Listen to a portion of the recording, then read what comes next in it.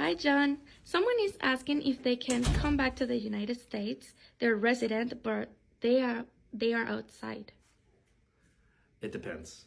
So here's why. It's a bit complex. If you're outside the United States between 6 months to a year, then it still could be okay without having to apply anything else. You could just come in with your resident card and your passport. But you still need to have some kind of proof that you didn't abandon your status. Maybe during tax season, you actually filed a tax return.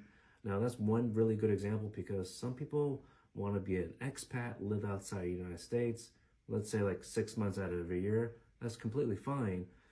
But some people try to do that without filing taxes in the United States, and that's a big problem. And what's a common problem that you're hearing about? Well, I'm glad you asked. It's very unfortunate, but some people contact us when it's too late. They maybe messaged on TikTok or another platform and said they've been outside the United States for definitely more than a year. In fact, it could have been like 5 years.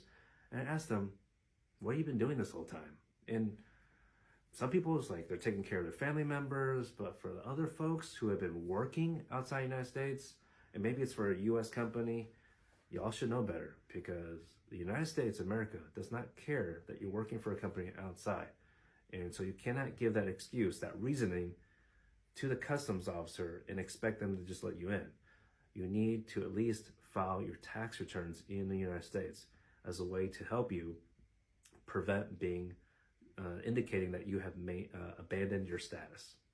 John, is there a way that can people do something? Yeah, absolutely. So there's something called SB1 that you file this application online with Department of State. It's what we call returning resident visa. It's still a very frustrating process because most people we talk to, they may have adequate documentation to show why they had to be outside the United States, and unfortunately it's just not enough. So the other scenario is just trying to fly into America at a port of entry, like an airport, and see if that can work.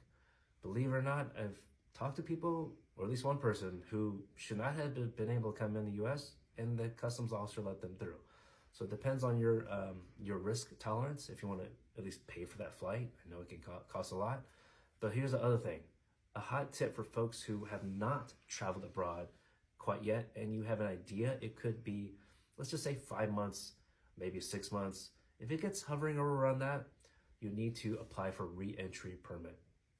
So if you're stuck, really hope you're not. But if that happens, you need to contact our office. We have a free guide that gives you shares different scenarios on what possible actions you can take.